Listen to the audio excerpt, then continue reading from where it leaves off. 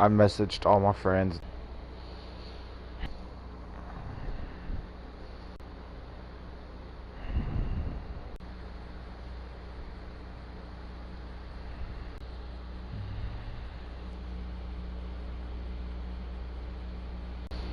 Make sure this is the right fucking mic. I'm not using the wrong mic. Oh, I'm also on game party chat.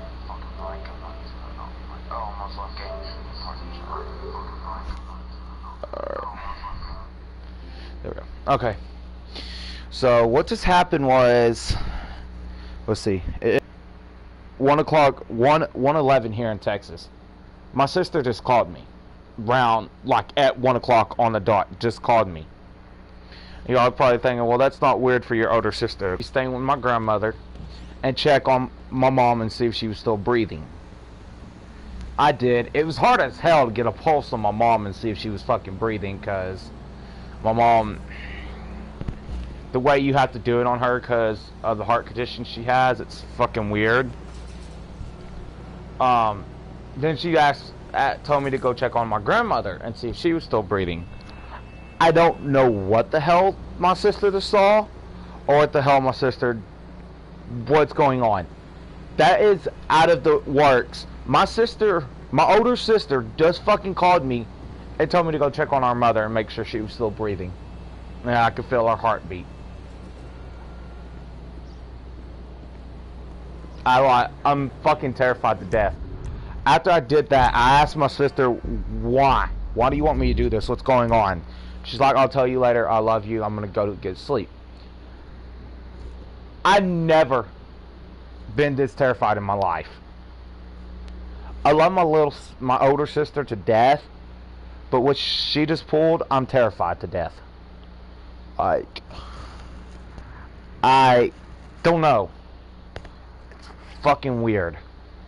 Told me to go to my mom's room, where she, like I said, it's my grandmother's room. She's staying there with my grandmother because my grandmother having open heart surgery, and my grandmother's still breathing. Then she says, I'm getting off here. I was like, why did you just do that? What's wrong? She's like, I'll tell you later. I love you. I said, okay, I love you too. And then she hung up the call. I'm terrified to death right now. Like, I don't know if I want to cry or what. I'm literally terrified. I've never been scared of anything in my life.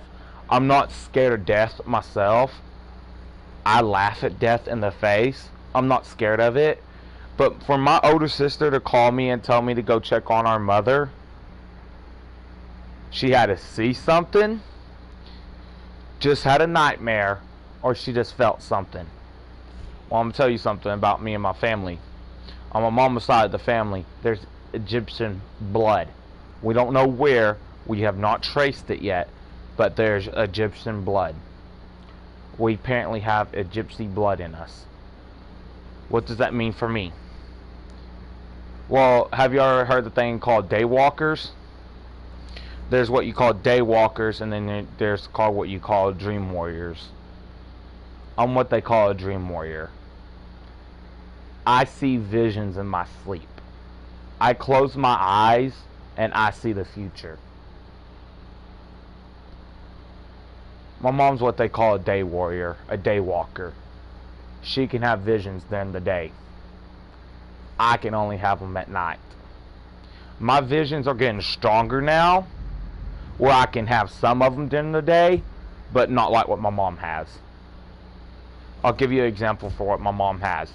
She had a vision of a wreck back when I was younger, a wreck happening out in out by a house we lived in. All she saw was 6 county cars, 3 state trooper cars, an ambulance, fire truck, and a care flight landing. She calls my grandfather and grandmother, tell her to come check on me and her boyfriend at the time. And we just came back home. My grandfather just gave us a ride back home because we was going to walk, but it was getting late and the dark was going down. My grandfather just took us back home after we ate supper here. We're in bed asleep. He comes and wakes us up. Well, actually, no, we're in the living room floor because we passed out watching TV. Asleep. He comes, wakes us up. We're fine. They woke us up. We're fine. This is what I was told. 3 o'clock, 4 o'clock in the morning, The dude gets up to go use the bathroom and piss. Right outside my bedroom window and our front window, the scene my mom saw at work. Here's the thing. She was working a rodeo, the Mexican rodeo in Mesquite. The wreck my mom saw at work happened that night. She saw it before it happened, which most people will call that foreshadowing. No, we have Egyptian blood in us where we can see the future. Mine's not with my mom. When she does allow herself to tap into them, she can see everything and anything that happens, and she can tell you. Put it this way, I'll tell you something even more spookier. My great-grandmother Ruby Pearl, forever got to meet her. She straight up looked at all of her grandkids, her children, my G. Paul and my Aunt Eileen, looked at all of them and said, I know how I'm gonna die. They're like, what are you talking about? You're crazy. She straight up there and said, I'm gonna be at the barbecue stand. She owned a barbecue stand of her own in South Dallas. I'm gonna be at the barbecue stand one day, gonna have a massive heart attack that's gonna land me in Baylor White. And Baylor White, I'm gonna have a stroke that's gonna put me in a coma. Then I'm gonna have a massive heart attack, and that's what's gonna kill me. Here's what the scary thing about that. She was at the barbecue stand working one day. She had a heart attack. It landed her in Baylor White. She said she was going to have a heart attack that landed her in Baylor White.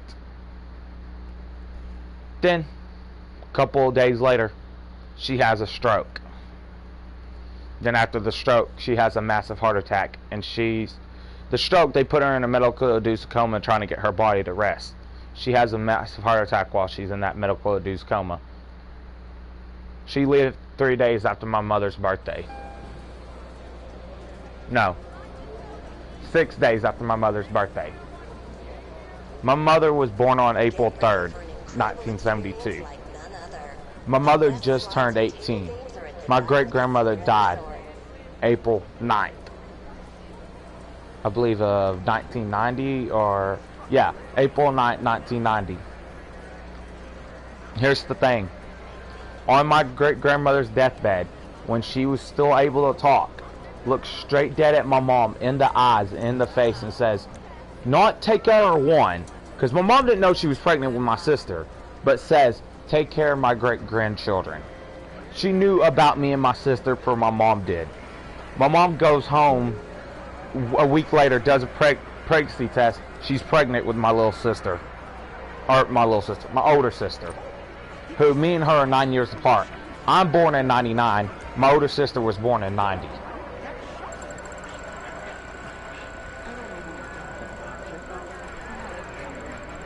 So... y'all can say, oh, I don't need to be superstitious and I just need to let it go, it's whatever. No, for my older sister to call me, she just had that vision and something's about to happen and it's about to be terribly bad.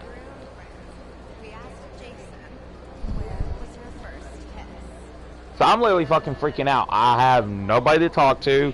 I've messaged all of my friends, they're all fucking asleep. I've texted everybody I can and nobody's messaged back. So it's like, I'm freaking out over here.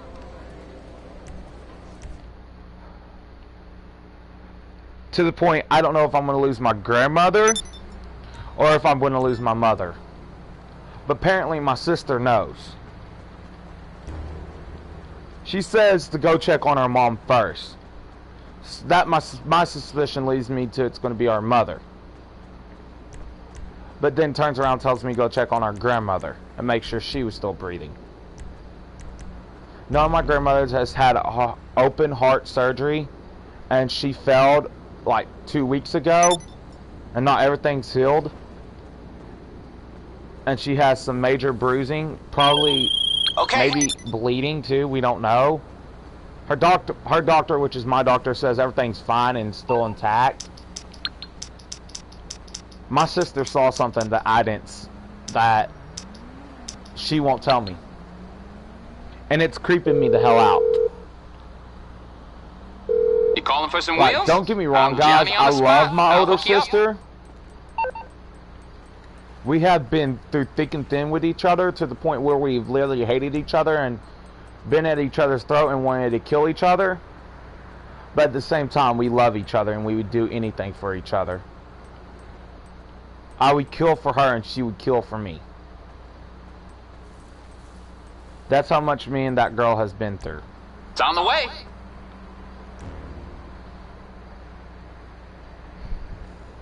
But for that to happen, and she's not telling me why she wanted me to go check on him, something severely what's about to happen. I'm scared to know what's about to happen.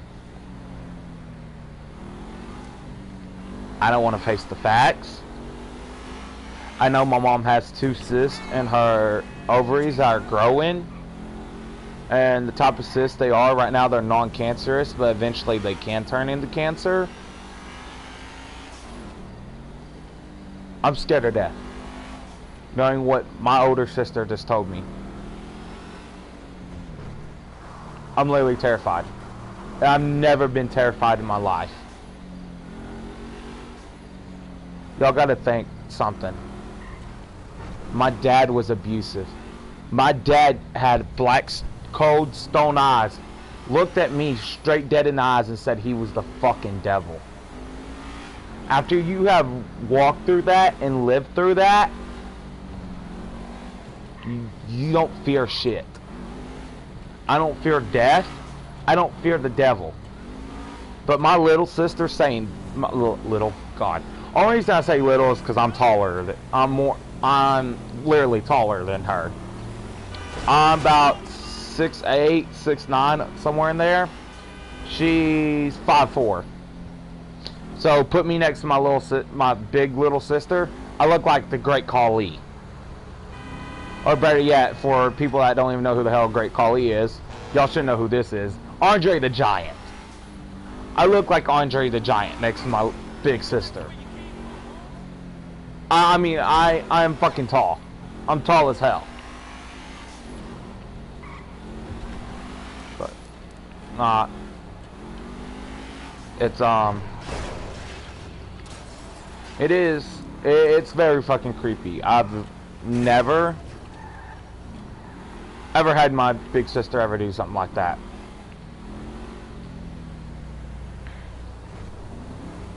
I can tell y'all now, and I can tell y'all this. The hell me and my sister put each other through, for my sister to call me or rely on me on something like that, that's fucking creepy as hell. Like I just said, I don't let a lot of things get to me. I don't let a lot of things scare me. That's when somebody threatens my life, I don't give a damn. I tell them they're big enough and they got the balls to do it. Or shut the fuck up. I don't fear death. Death fears me.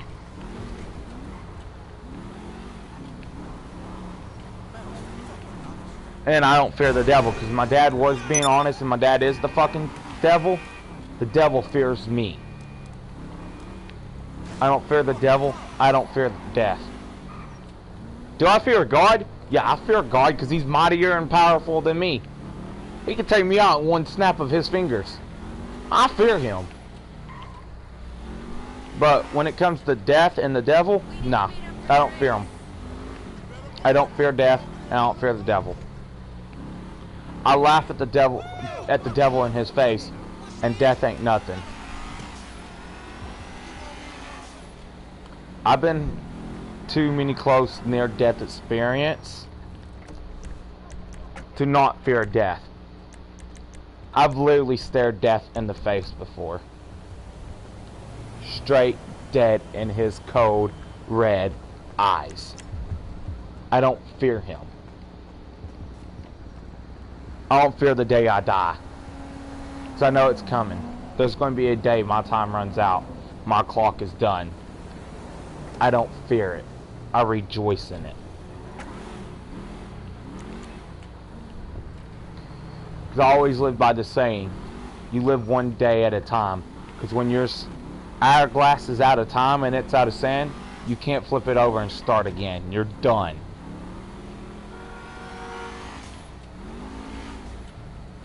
And my grandmother is 66, 67, something like that. Somewhere in there. Had a major heart surgery to remove an aneurysm, repair her valves. After they pulled her out of the heart surgery, one of her lungs collapsed. We was lucky enough to save her, and they was able to reinflate the lungs and get the air out of the lungs. And we was lucky to keep her.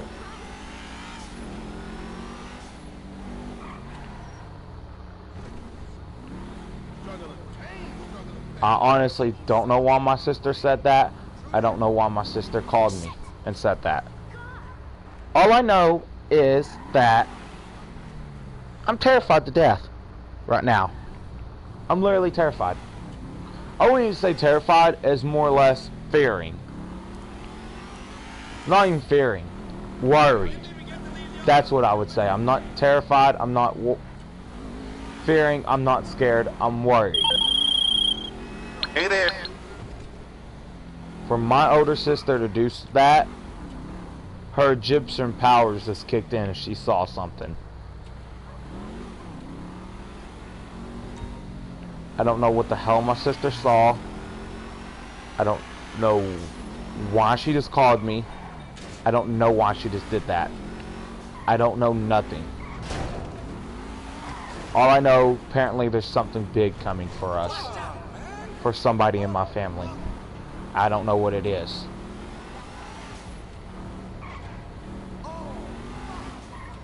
But I always was taught, where there's a death in the family, there's a birth.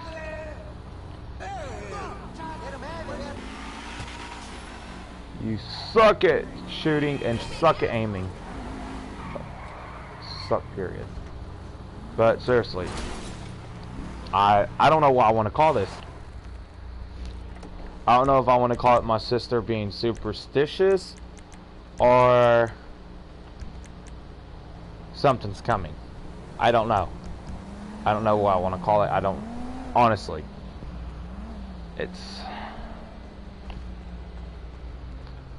It's terrifying to know that I have that ability, my family has that ability, and my mom has that ability. Everybody on my mom's dad's side of the family has that ability. It's just whether they choose to tap in or not. And the day my mom told my G-Paw that I started having dreams, and they was so visual, and I was trying to play them off as nightmares. You know what he told my mom? Tell Ethan for me, do not play him off as nightmares. Tap into them. From there, when I started tapping into them, they became more clear and more visual, and I could recognize them and see them. It's when I started getting the day visions. I can day walk now. When I drift off and I pause, is mainly I'm having a vision, but I can't see my vision, so I can't talk about it because I don't know. It's not clear to me what's in that vision.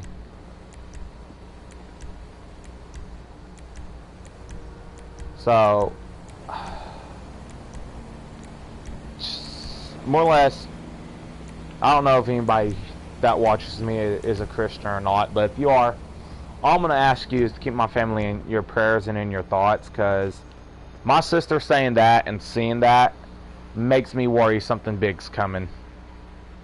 I don't know what it is. I don't know when it's coming and who it's coming for. All I know is something probably big is coming.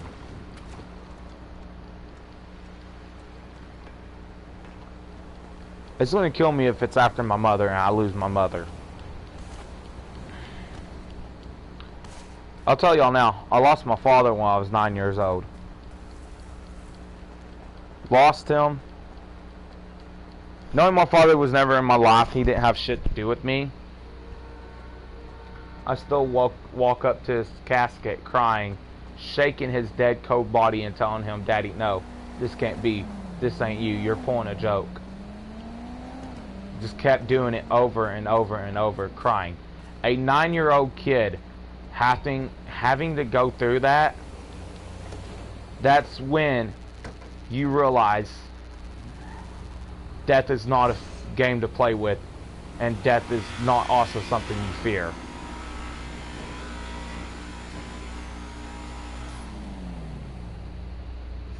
Yeah, at 9 years old, I lost my father, and that's what I did. I visually remember repeating those lines over and over and over. So my uncle Brian and my poppy pulled me off my dad's casket and off of him and took me outside, took me out of the viewing area and sat there and held me while I was fucking crying out my eyes. I visually remember that. Come the funeral, I didn't sit with my dad's family. I sat with my mom since she was the only parent I have left. I couldn't do it. But what I did do is after my mom, we walked by, the preacher knew who I was. I went back in with the family. I sat there and watched them lower the casket, lower it on my dad. Gravesite, I sat right in front of his casket, looking straight dead at him in the face.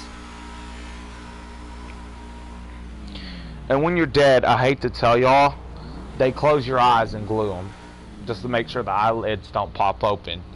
You're dead, you have no function in your body, nothing. You're done. They took all your fluids and everything out. I could tell you now, before they closed the casket on my dad at graveside, I swear to God, I saw one tear come down my father's face and his eyes try to open. I shit y'all not.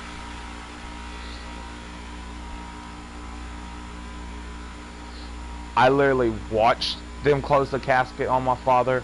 I watched them lower my father into the ground. Most of the family went up to the little chapel after the recession at the graveside was over. No, I went up there for a minute, and when I saw the backhoe come out, and I know they was about to go lower my father in the ground, I sat there and watched them lower my father into the ground. I watched them dig his grave. I watched them bury him.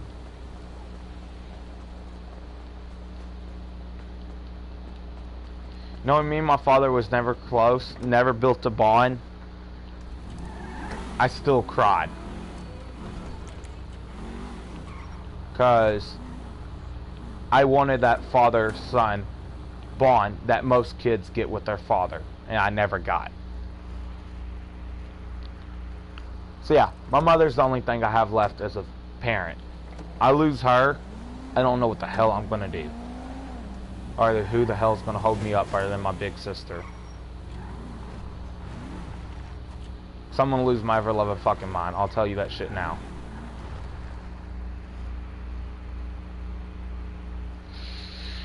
I'm fine. All I know is my sister is something else. My big sister is something else. I love her to death.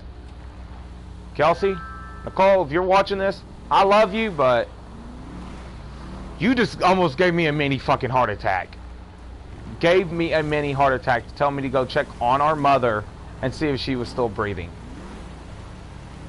You literally almost gave me a mini heart attack.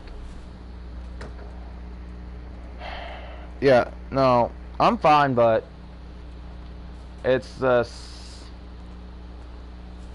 having your older sister do that when you and your older sister hardly ever fucking talks, unless you have a relationship-ish question about it and you don't want to go to your mother, so you go to her, or you have advice you want to get out of her and you don't want to get out of your mom because your mom don't know yet, and you want to ask her because she's already been through it with your mother, and she knows how to the right way to go about it with our mom. So yeah, like when I confronted my mom that I was addicted to weed and I was smoking it, I went to my big sister first. She was the first one to ever fucking know that her baby brother was addicted to weed. Only reason I went to her first is because I confided in my big sister in a lot of shit.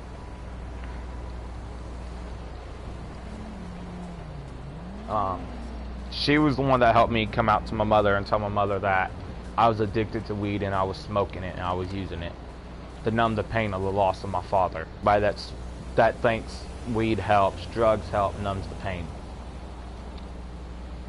I lost my father at 9 years old. From 9 years old to the age 16, I turned my back on God and I used weed to numb the pain. At 9 years old, I was young, smoking weed all the way up to the age 16, if not 17, because I couldn't deal with the pain of my father being gone. So yeah, I'm 20 now, about to be 21. I'm literally only 3 to 4 years sober. And no, I didn't go to a rehab. I wasn't forced to go to a rehab. I detoxed off that shit my own.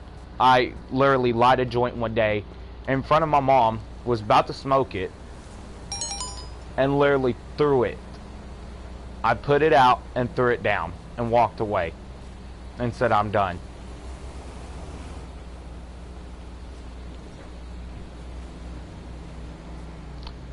At 17, 16 years old, the only reason I'm saying that is because I can't remember that shit, because I'll tell y'all now, I've been in not like an actual car wreck, it was a go-kart wreck, but it was really freaking severe.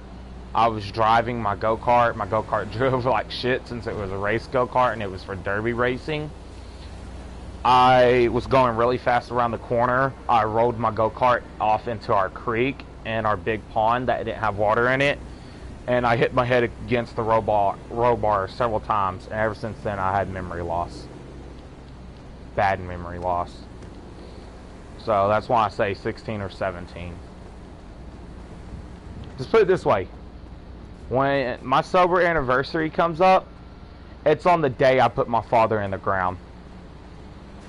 My father died June 23rd. His viewing was on June 26th. They buried my father on June 28th. That's when my sober anniversary comes around each and every year, is on June 28th, the day I put my father in the ground. So yes, the day I put my father in the ground is the day I started smoking weed.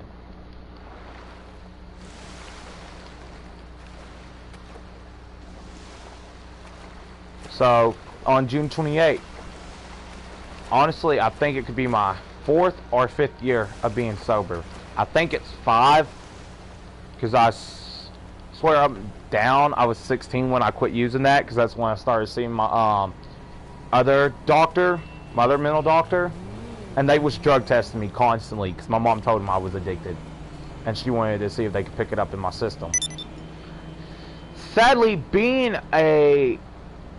smoking at a young age and knowing your school randomly drug tested you because you was in band and you was in URL and you was in other shit for the school, you learned how to get that shit out of your system before you got randomly drug tested. It's called each and every morning before you go to school. Smoke a fat one, drink a lot of water. When you go to school, run the track. You sweat that shit out of your system and also piss it out of your system. Everybody's like, well, what if they do a hair follicle on you? They won't do that.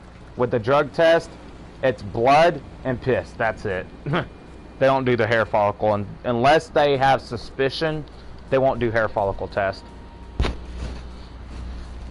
So, yeah, I was in band. I was in URL competitions. I was in other shit. So at that young age, I learned how to get weed out of my system before I went to school, just in case.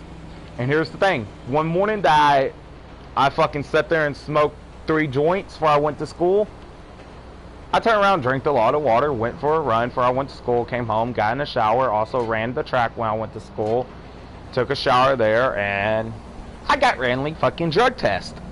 I passed the drug test. So yeah, if you're thinking about smoking weed to numb pain, I'm gonna tell you now, it ain't gonna numb shit. It numbs it for a little bit, then after a while, once it wears off, you feel everything. Unless you do it like me and stay stoned out in your mind, where you don't feel shit. Here's the thing. That sucks, being 8 hours of school, not having weed. Because you know your school is strict on that shit. And they have routine drug tests, and routine drug searches, and routine drug dogs coming in. Not trainee dogs either. Actual drug dogs. That shit sucked. For 8 hours, I had to deal with that shit. But because I was at school, focusing on my schoolwork and my homework and URL shit and stuff, it didn't faze me. Yeah. To the age 16, when I started seeing my new doctor, after I got off the other medicine I was on, because the doctor I was going to at the time when I started the weed was a quack. I quit taking all my medicine he was prescribing me to, because it was making me fucking psychotic as hell. Where I was picking up butcher knives, chasing people around the house, trying to stab them. Bravo, towelhead. Oh yeah, I think this would work for Ethan. It worked for everybody else. I think it would work for him. Yes, no? Yeah, no.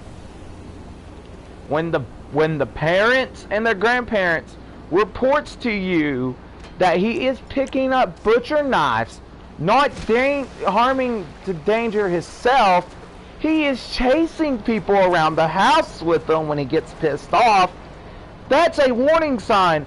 Oh shit, this is making him chemically unstable. Not let's up the dose to make the chemically unstable balance worse. Let's yank the boy off the shit. But yet my doctor, being a fucking retard, never yanked me off of it. I was on that medicine until I was at least 14. Quit taking it at the age 13. He was still prescribed to me, did not take it. Every time my grandparents or somebody would give it to me, I would cheek that shit and speed it the fuck in. And I quit having the major fucking mood swings and chasing people around the house. And they learned that at the age 14, and that's when I quit seeing that doctor and started self-medicating again by myself. Which I was still self-medicating while I was being medicated by him. Age, was it 15 or 16? Yeah, age 16, I started seeing this doctor called Dr. Kemp. How did that happen? Well, I got depressed one night, missed my father, ran out of weed, couldn't get a hold of my drug dealer, my weed dealer. Took a butcher knife, cut my wrist. Or what? No, cut my pinky. Because me and my mom, she was fighting for it. I got it back and I slit my pinky. Didn't cut it off, just cut it bad where I had to go get stitches. Lied to the hospital, told them I was helping my mom cook dinner, and that's how it happened. Motherfucker that my mom was talking to at the time called the hospital. Tells the hospital the fucking truth. Here's the thing. Your boy smoked 10 joints that day. That's why I was out. I smoked my last 10 fucking joints. And it was at night, when my depression mainly kicked in. And that was on my father's anniversary of his death. I get hold on a 5150 hold with a guard, security guard watching me 24/7. Waiting on somebody from this fucking mental hospital show up. They show up at 5 a.m. I'm in the ER sleeping. I get woke up by the security guard. I look at him and go, what the fuck do you want? I am sleeping. He's like, what's wrong with you? I said, you're my issue. Fucking watching me 24/7. He's like, well, you're in my hospital on a 5150. Bitch, I could be in your hospital shot victim. Does not mean you need to watch me 24/7. If I want to sleep, you are going to let me sleep and quit fucking constantly coming in my room and checking on me. My mother is there. My sister is there. I am not going to do nothing stupid while they're in the room with me. When my mom would go outside to take a break and drink coffee or smoke a cigarette or lay down in her car, my sister would come in and watch me. I am not gonna do something stupid while my big sister or my mother is in the room. Are you a fucking retard? Well, this doctor comes here at 5 a.m. She's like, I was like, I'm not going to the mental hospital. She's like, yes, you are. I was like, okay, here's the thing. I'll tell you, I'm only going to be in there for 1 day. She's like, why? My mom turned around, looked at her, and go, my son's going to play jokes with your doctor. He's going to play mind game. My son's probably even going to not even be there for a day, maybe 3 hours. Your doctor's going to go insane and release my son saying he is sane. She's like, okay, here's option 2. You go to this outpatient therapy or you're going to the mental hospital. Patient therapy. My sister looked at me and said, just go to the damn doctor, Ethan. I was like, no, I don't want a doctor. They're all quacks nowadays.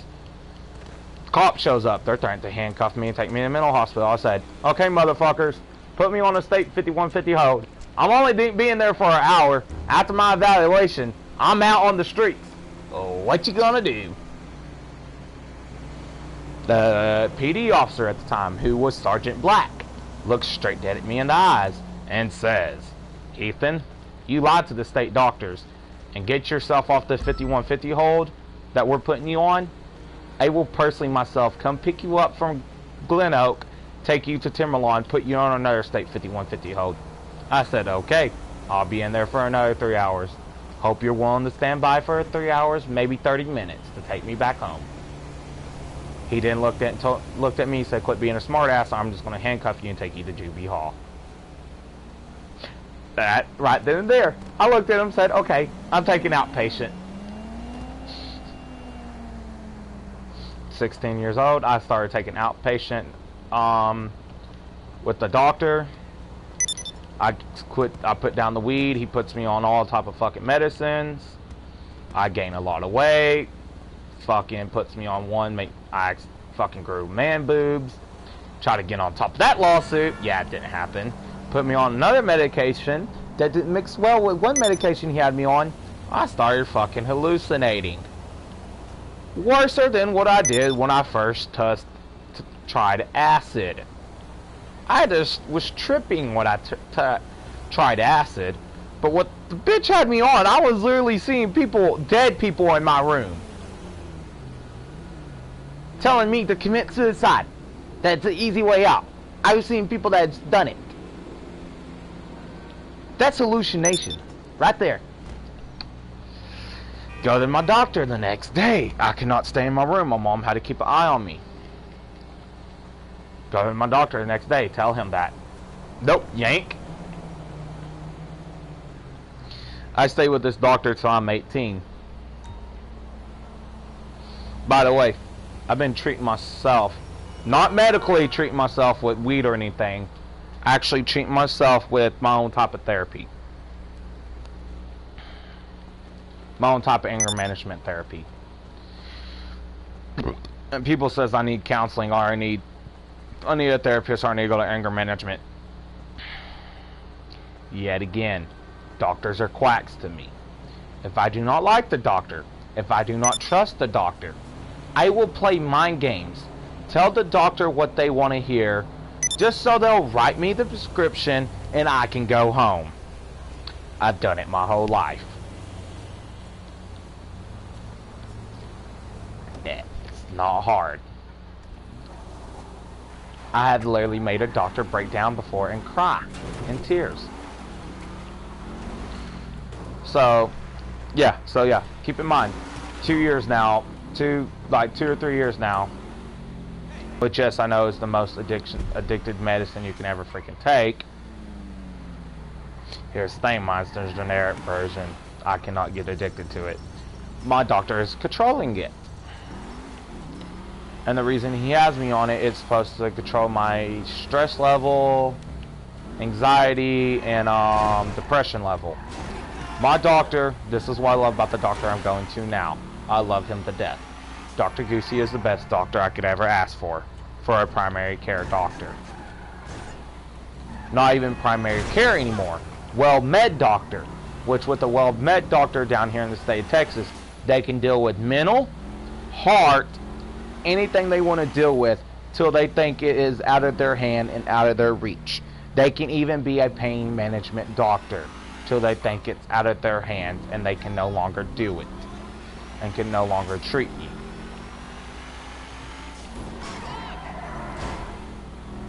This doctor, I love him to death. Best doctor, like I said, I can ever ask for. Straight up looks at me and says, Ethan, you have too much stress. Your stress is causing your anxiety to flare up. Your anxiety is causing your depression.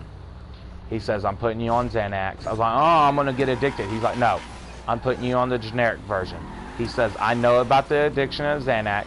The generic version you cannot get addicted on. He tells me all the bad things about Xanax. I've been on that for about a month, like, not even a month, 4 months now, maybe 5, and I've actually been doing good. I've been more relaxed, more easy and stuff. Like, my mom's noticed when I start getting in one of my depression moods or something, give me one of those, it quits and it goes away. That's what I love about this doctor. This doctor is not a doctor that believes in medicine. He don't want to push it down your throat. He rather...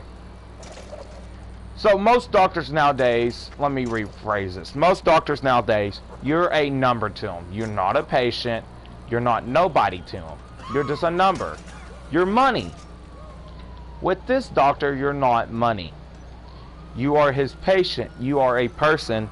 And he will sit there and talk to you to everything is figured out and he knows what's wrong and he knows how to treat it. I love this doctor. He is the best doctor I can ask for. I mean, when I first saw this doctor and before he put me on the medicine, I was in his office for over an hour. So we was going over everything that I was dealing with. And he was going to make sure he was going to put me on the right type of medication that was good for me.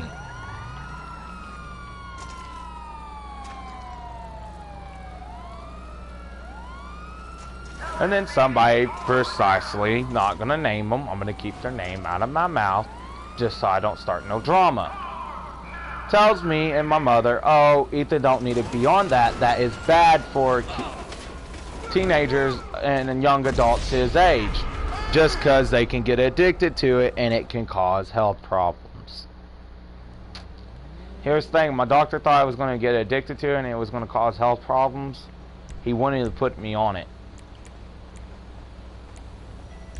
This doctor has been practicing medicine since he was literally 20 years old. I trust this doctor. And that's sad. I don't trust doctors easily.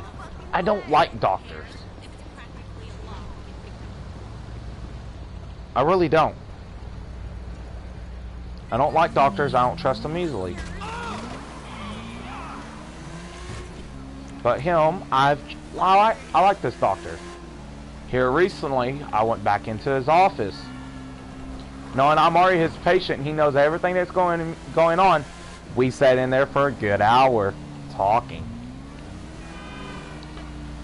We went over everything. My mental health, my physical health, and my weight loss that I've been going on myself. This is also what I love about my doctor. Other doctors, for my weight loss, since I gained a lot of weight with medicine I was on, which suggests diet pills. Which all diet pills are replacement pills to help you lose weight. He does not believe in the diet pills. He does not like the diet pills, and why is my character broken? He acts like the bike was I don't understand you, GTA. Okay. Anyways. So he says if I want help, I can ask for it, but he'd rather not put me on the diet pills. He says he don't want to see me to go on a diet. Because normally when you start dieting in certain diets that you do, no, they're not bad for you. No, they're not bad for your body. But in the long run, when you come off the diet, your body's going to crave the food, and all you're going to do is gain all that weight plus some. So he says the way I'm going about doing it, I'm doing it correctly. Last time I went in, I weighed 230. I went in, no, not that, not 230. Yeah, 230. I believe, wasn't it? No, 240. Something like that. No. Sorry, hold on, I'm confused. Yeah, 230. I now weigh 222. I've dropped 8 pounds. He says it's a slow progress, but considering the medicine the other doctor had me on, he is actually surprised. And he says for all the weight I had, he's surprised how healthy I am. Cholesterol's at a good damn level. Everything's at a good level. Nothing he wants to worry about. But he's proud of me for losing weight. And each time I go in, I'm dropping weight. I'm actually proud of myself. And there's a diet I do believe in, and he believes in it too, because he says it's the best diet out there. High protein diet. You still eat what you want to eat, but before you go for a run or a jog, you eat something that's really high in protein. For me, it is and y'all might think I'm weird, y'all might honestly think I'm weird, a sandwich. Not a normal sandwich, like something you would eat for lunch. Something like that. With 2 stacks of cheese on it, honey turkey, and honey ham on it. And smoked ham, and smoked turkey. I will put it on the grill. Grill it. Or, speaking of the devil, there's my friend. Yo, fucking my sister called me. Just get in a VC with me and I'll tell you. I'm also live right now, so yeah, I'll tell you in a VC. Just call me on Discord. Sorry guys, I had a friend just call me. So he believes in this diet, so do I. High protein. What I do, and it's not normally for anybody, I'll tell you that now. With this diet, before I go running or jogging in the morning, I will make a sandwich with that in it. Hold on, give me a minute, Aiden. With that in it, put it on the oven and grill it, or put it in the toaster oven and toast it, or put it in the microwave, eat it, eat 2 of them. I mean, they're big fucking sandwiches. I'm eating 2 of them, and then I take my ass outside and take off running and walking. Since I'm asthmatic and Texas has been dealing with a lot of freaking humidity lately, I haven't been doing it. But this fall, I'm doing my high protein diet where I will start dropping a lot of weight again. He said as long as it's not excessive weight and I'm eating still like a healthy person, he don't give a damn. But I think on that note, guys, because I don't plan on being live much longer, just because I got stuff I got to get done today, honestly. And also I want to talk to this fucker. I'm going to get off here and get off this live stream and talk to y'all later and see y'all later. Before I do, what I am going to do is what I normally do, but I'm going to find a fucking building to do it. What? Where's my Mark II? You're kidding me, right? Okay, I love you too, GTA. Hold on, Aiden, give me a minute and I'll tell you what's going on. I just gotta end the live stream. Like I normally do, jumping off a building, face planting into the earth. Which building? Screw it, we'll do this one. Haven't done this one in a good while. I don't think I've ever done this one, actually. So, you know, like I always say, guys, stay rebel, stay free, stay safe. I love you guys. This has been your boy, Texas Rebel, and I'll see y'all next time. Peace, everybody. I love y'all.